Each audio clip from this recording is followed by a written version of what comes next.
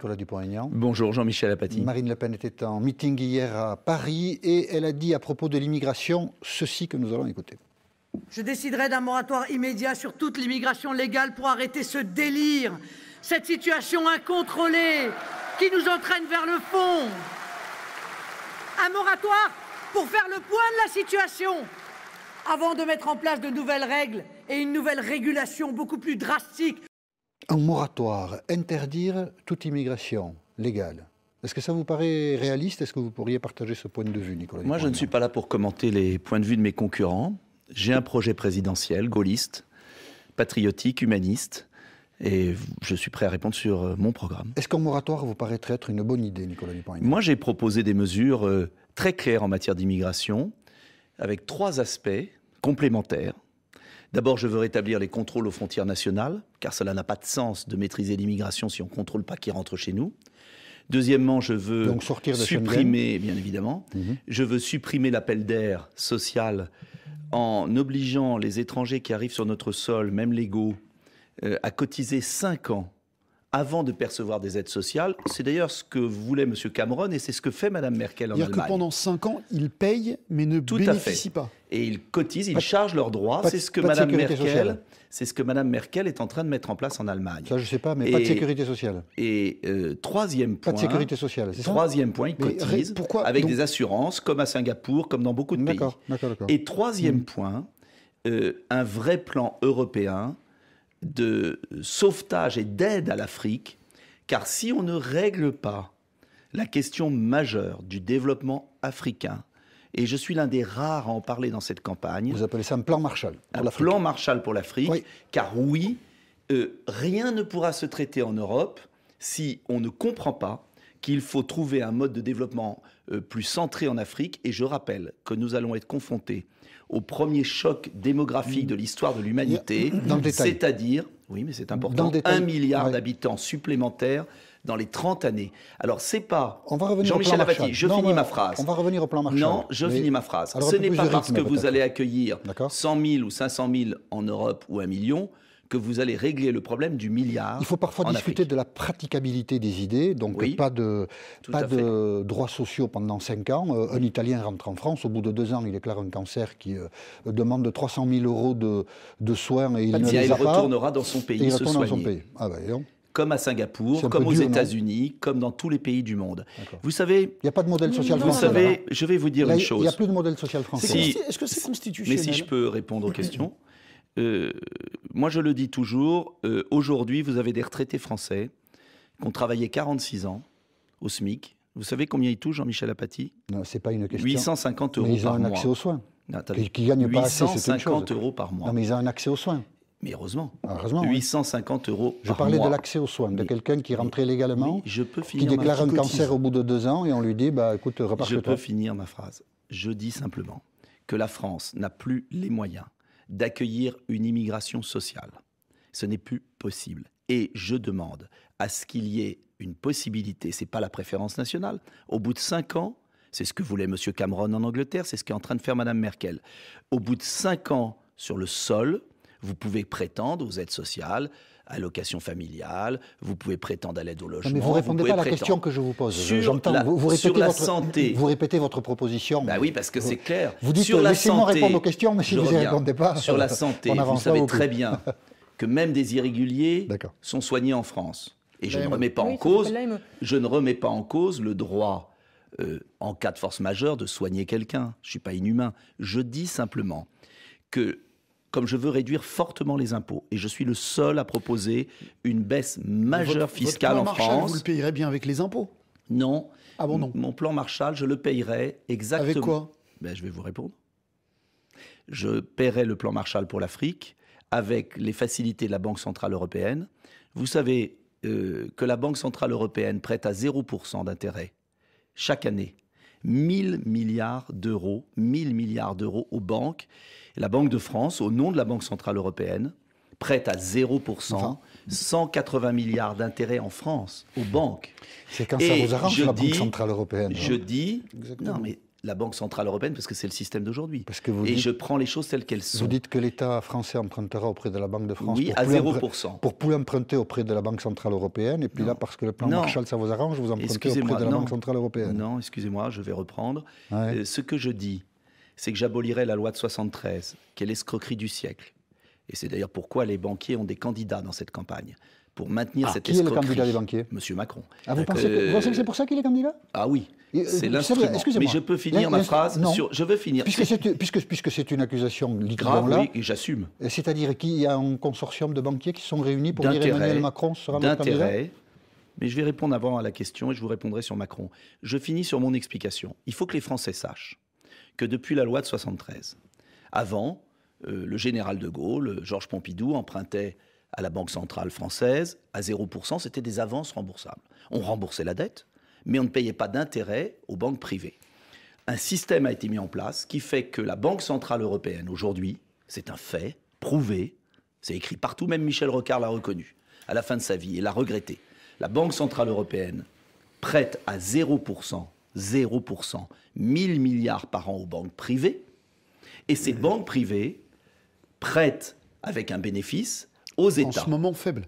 Oui, mais aux États. Alors que le principe d'une banque publique, qu'elle soit européenne ou nationale, ça n'a aucune importance, c'est de prêter à l'État, parce que ce sont les banques des États, à 0%. Si on peut aller un peu plus vite, le plan Marshall, c'est combien pour l'Afrique ? Oui, mais j'insiste là-dessus, Jean-Michel Apathy, parce que nous payons 40 milliards d'intérêts illégitimes, et que pendant ce temps-là, on supprime des postes d'infirmières, on supprime des postes de policiers, on supprime des postes d'enseignants. Et justement, je propose qu'une partie de ces facilités aille à un plan Marshall de 100 milliards par an pour l'Afrique à 0%. Qui c'est qui le paye, l'Europe ou la France ? Stabiliser la Banque Centrale Européenne avancera l'argent. L'Europe ou la France ? Mais qu'importe, c'est l'Europe et chaque pays. Donc ça coûtera aux contribuables 100 milliards d'euros. Vous attendez un accord européen pour aider l'Afrique ou vous pensez que la France doit le faire seule ? Je pense qu'il faut le soumettre pour avoir un accord européen pour démultiplier. Si l'Europe ne le fait pas, on le fera nous, parce que je crois qu'il est vital de stabiliser la population africaine pour éviter qu'elle vienne chez nous. C'est clair, précis, et je pense que dans un débat présidentiel qui concerne l'avenir du pays, Jean-Michel Apathy, on a le droit de répondre à vos questions de manière complète, un minimum. Et vous aurez largement l'occasion de le faire, puisqu'il est 8h40 seulement, et voici Victor Maté pour 1 minute. Après le très court succès de son référendum dimanche, le président turc célèbre sa victoire. Des milliers de personnes réunies hier à Ankara. Recep Tayyip Erdogan qui évoque désormais la tenue d'une éventuelle consultation populaire sur l'adhésion à l'Union européenne. Les négociations entamées il y a plus de 50 ans sont au point mort. À 5 jours de la présidentielle, les meetings continuent. Benoît Hamon à Toulouse ce soir, Jean-Luc Mélenchon à Dijon et en hologramme dans 6 autres villes. Hier, François Fillon était à Nice, Emmanuel Macron à Bercy, Marine Le Pen au Zénith de Paris avec des incidents avant et pendant son meeting. Les internes en médecine appelaient à la grève. Aujourd'hui, une grève illimitée. Ils protestent contre la réforme de leur 3e cycle, aussi bien sur le contenu que sur la méthode. Et puis des réserves d'éléphants anéantis, des arbres millénaires abattus. Près d'un tiers des sites classés au patrimoine mondial de l'humanité sont menacés par le braconnage, la déforestation ou encore la pêche illégale. C'est un rapport du WWF, le Fonds mondial pour la nature. France Info. Nicolas Dupont-Aignan avec nous jusqu'à 9h sur France Info. Question Jean-Michel Apathy. Vous avez suggéré Emmanuel Macron que Nicolas Dupont-Aignan qu'Emmanuel Macron. Non, j'étais à Rungis avec lui, mais pas au même endroit, rassurez-vous. Vous avez suggéré qu'Emmanuel Macron était un candidat manipulé. Pas manipulé du tout. Il est suffisamment intelligent pour savoir ce qu'il fait. Mais qu'est-ce que vous voulez dire quand vous dites que c'est le candidat des banquiers ? Par les banques. Qu'est-ce que vous voulez dire ? Mais je le dis très clairement. Oui, d'ailleurs, ce n'est pas le seul. Il y a dans notre pays une volonté de voler la présidentielle aux Français en leur imposant les banquiers, la poursuite, si je peux finir ma phrase, en imposant la poursuite d'une politique dictée par des intérêts financiers considérables qui ont mis main basse sur l'Europe. Et la feuille de route d'Emmanuel Macron, comme celle de François Fillon d'ailleurs, est très claire. C'est l'application des réformes que Bruxelles veut imposer à la France, dérégulation du marché du travail. Monsieur Macron, dans une interview du Parisien que j'ai lue, a très clairement dit qu'il gouvernerait par ordonnance cet été qu'il supprimerait, qu'il changerait l'indemnisation du chômage, qu'il passerait à la négociation des heures de travail dans l'entreprise, et puis par branche. Ça ne fait pas un candidat de banquier. Mais si je peux finir mon argumentation. Oui, mais si vous mettez mais si vous m'interrompez, mais monsieur Apathy, si je ne peux pas finir ma réponse, vous ne pouvez pas connaître ma réponse. C'est le candidat des banquiers. Mais si je peux finir. Qu'est-ce que vous voulez dire? Eh bien alors laissez-moi finir. Allez directement au but et passez pas par. Mais si, il y a peut-être besoin d'un raisonnement logique. Qui n'a aucun rapport avec ça. Ah, ça n'a aucun rapport, vous croyez? Vous croyez que la loi travail, accusez-le, feuille de route. Vous avez dit à l'instant, il a une feuille de route. Oui, qui est écrite à Bruxelles. Qui lui est-elle donnée? C'est pas les banquiers, c'est pas les banquiers donc. Mais si je peux finir, allez-y. Quand on dit suppression de l'indemnisation du chômage telle qu'elle est, François Fillon a le même programme. Suppression de la durée légale du travail et négociation par entreprise. François Fillon a le même programme. Angela Merkel Cela aussi, veut dire, oui, exactement. Et va en parler tout à l'heure. Et va en parler. Mais si je peux finir, augmentation de l'âge de la retraite. C'est un programme qui est un programme de moins 10 ans social, qui est dicté par un agenda de Bruxelles, par l'ensemble du patronat européen, qui vise tout simplement, au lieu de créer de la richesse en France, en protégeant l'Europe de la concurrence déloyale, de ce nivellement social par le bas, à appliquer les recettes qui ont été mises en place en Grèce, en Espagne, en Italie, qui aboutissent à une contre-performance économique, toujours moins de consommation, toujours plus de chômage, toujours plus de délocalisation, toujours plus de travailleurs détachés. Je dis aux Français... Il n'y a pas de scoop là. Je dis aux Français, ben oui, mais sauf que ça, c'est le groupe Bilderberg, ce sont les groupes des banquiers centraux, c'est exactement la politique. Vous êtes dans le complot Bilderberg? Non, pas du tout. Je suis dans la lucidité sur la démocratie qui est prise en otage et on veut nous imposer un traitement de choc qui va faire souffrir les peuples. Alors qu'au même moment, c'est pas imposé, c'est la campagne présidentielle, les multinationales, c'est les électeurs qui choisiront. Mais c'est pour ça que je les avertis, Jean-Michel Apathy. Et c'est pour ça que je suis candidat. Parce que quand vous dites, proposer un autre destin aux Français. Quand vous dites que quelqu'un est candidat des banquiers, vous suggérez qu'il y a une manipulation. Oui, il y a une manipulation. Là, ce que vous décrivez, c'est un débat démocratique. Il y a des gens qui proposent quelque chose et vous proposez autre chose. Mais il y a une différence entre moi et M. Macron. Ah, mais sans doute. Comme entre M. Mélenchon et M. Macron, comme entre d'autres candidats et M. Macron, c'est que nous n'avons pas eu les couvertures de 50 couvertures des magazines qui appartiennent à des mêmes propriétaires qui soutiennent ce traitement de choc qui va abîmer la France. Je le dis aux Français. Je propose une autre politique raisonnable. Je veux taxer davantage les multinationales et baisser l'impôt des PME. Je ne veux pas remettre en cause la durée légale du travail, mais je veux récompenser mieux les heures supplémentaires en les défiscalisant. Je pense qu'il y a une autre façon d'utiliser l'argent public, qu'il y a une autre façon d'économiser l'argent public, et je propose un projet de redressement national différent. Et je pense qu'il est important que les Français lisent le programme de M. Macron et de M. Fillon, car il faut qu'ils sachent... Exactement. Voilà, on va signaler ça. Mon agenda de président, parce que vous verrez que ce n'est pas la même chose. Gilles Bornstein, question. Je n'ai pas les mêmes... Je ne suis pas, comment dire, dicté, ma loi n'est pas dictée par Bruxelles ou par des milieux d'affaires. Et ma campagne n'a pas été financée par les milieux d'affaires. Vous avez eu, avant l'élection, des commentaires positifs sur Donald Trump. C'était, je crois, sur BFM Télé. On vous écoute. Le succès de Trump illustre le ras-le-bol des classes populaires. Il dit des choses qui méritent d'être écoutées. Et ce que je regrette... Vous pensez à quoi? Je pense par exemple au contrôle des frontières, je pense au protectionnisme. Qu'est-ce que vous pensez des frappes qu'il a ordonnées en Syrie?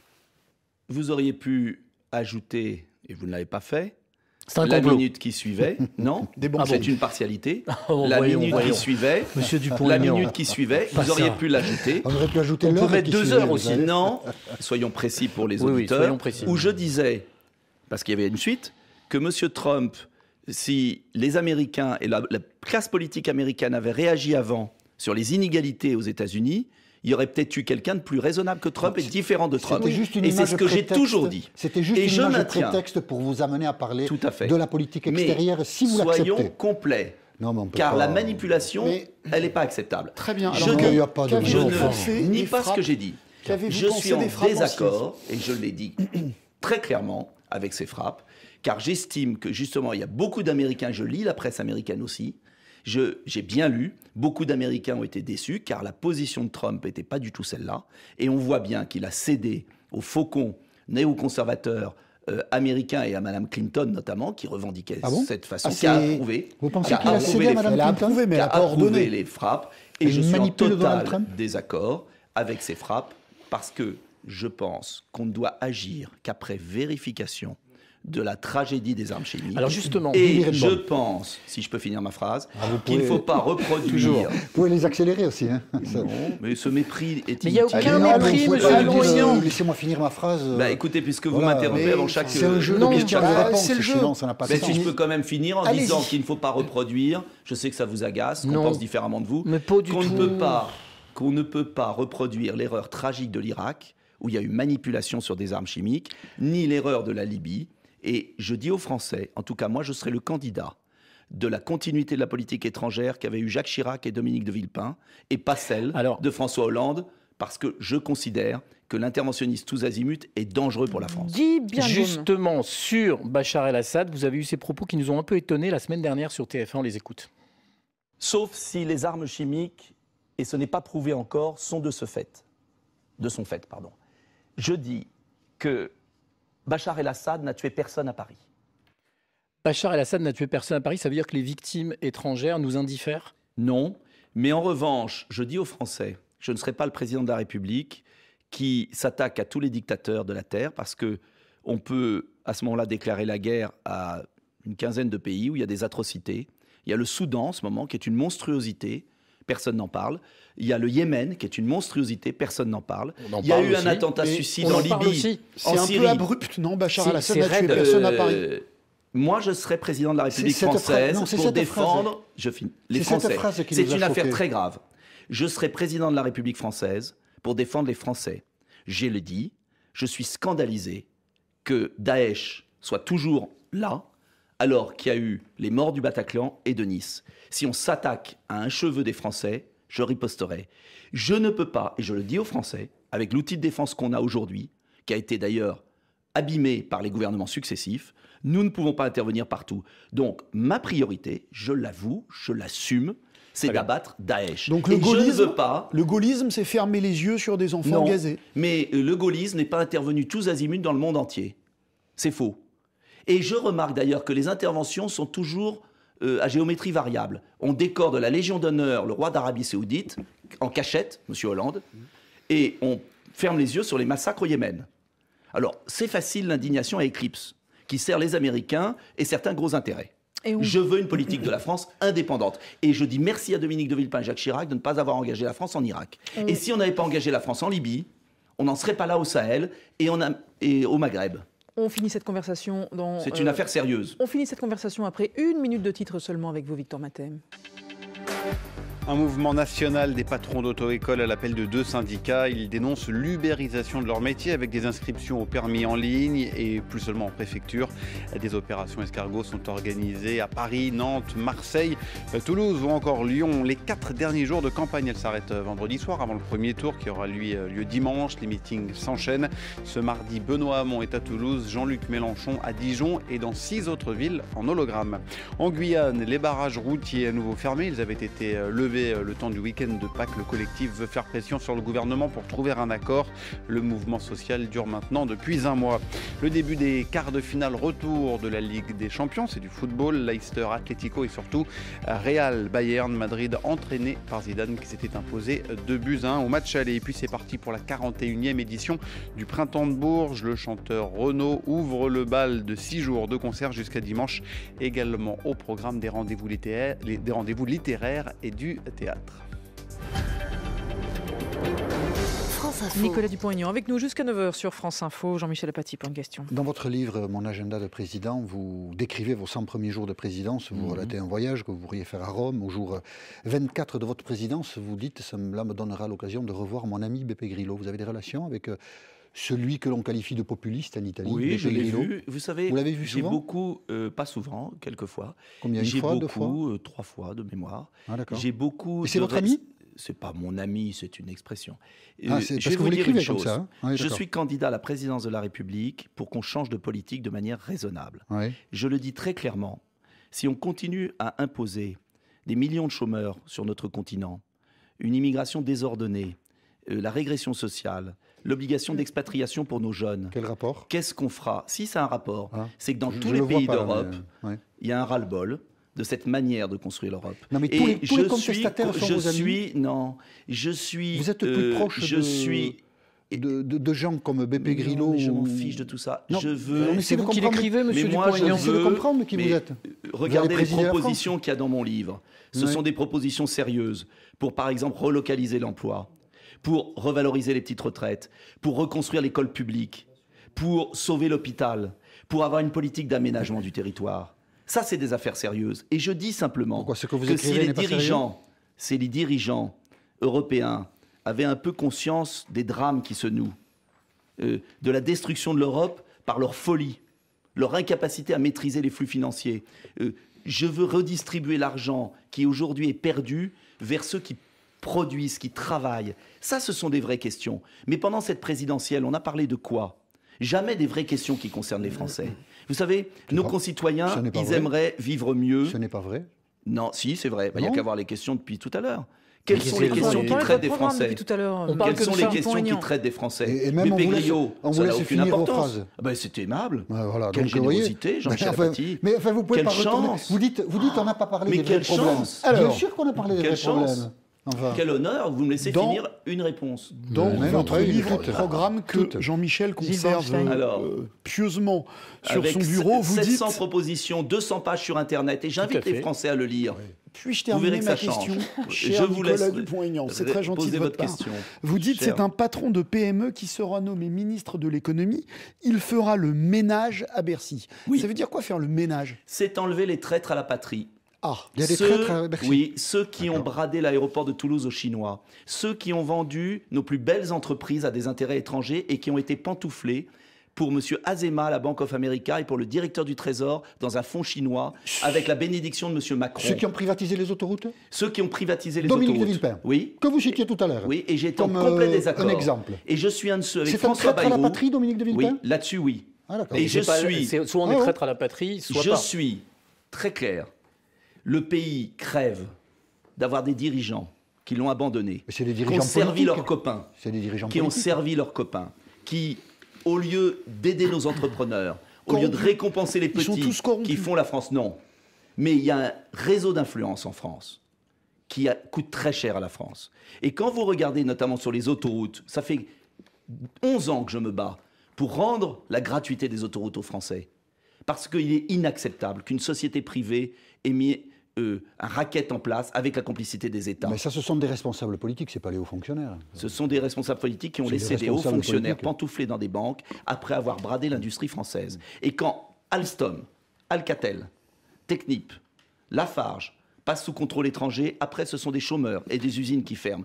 Oui, je veux défendre les intérêts des Français de manière raisonnable, mais ferme. Et je veux qu'on réhabilite l'intérêt général. Et j'ai proposé une charte éthique où j'interdis le pantouflage des hauts fonctionnaires. On ne peut pas servir l'État et après se vendre à des banques étrangères. Vous avez dit à plusieurs reprises ces derniers jours que des amis de François Fillon avaient fait pression sur vous pour que vous vous retiriez. Je vous propose d'écouter l'une des porte-paroles de François Fillon, Madame Portelli, c'était sur LCP, elle vous répond. C'est vieux, hein, ce type de méthode, ce type de pipeau un peu...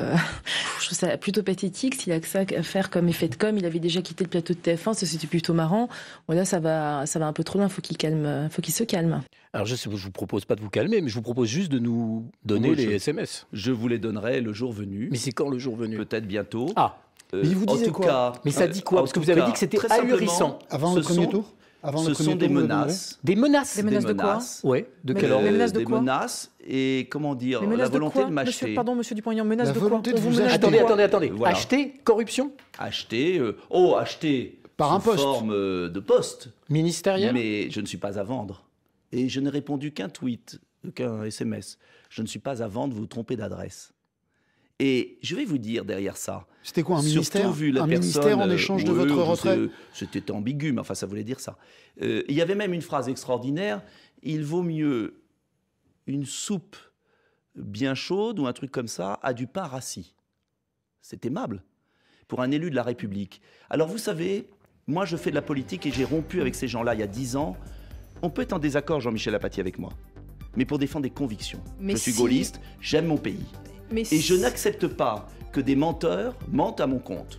Et si, M. Dupont-Aignan, ce sera la dernière question, vos 5% font chuter François Fillon pour le premier tour, vous diriez quoi? Ce n'est pas mes 5% qui feront chuter M. Fillon, c'est M. Fillon qui a perdu la moitié de sa cote de confiance à cause de son comportement et qui a pris en otage les Français. Et je dis aux Français qui aiment l'honnêteté, l'exemplarité et qui veulent changer de politique, arrêtez avec cette vieille classe politique, choisissez des personnalités neuves, qui n'ont pas gouverné mais qui sont raisonnables. C'est tout le sens de mon projet. Et merci Nicolas Dupont-Aignan. Merci de votre invitation.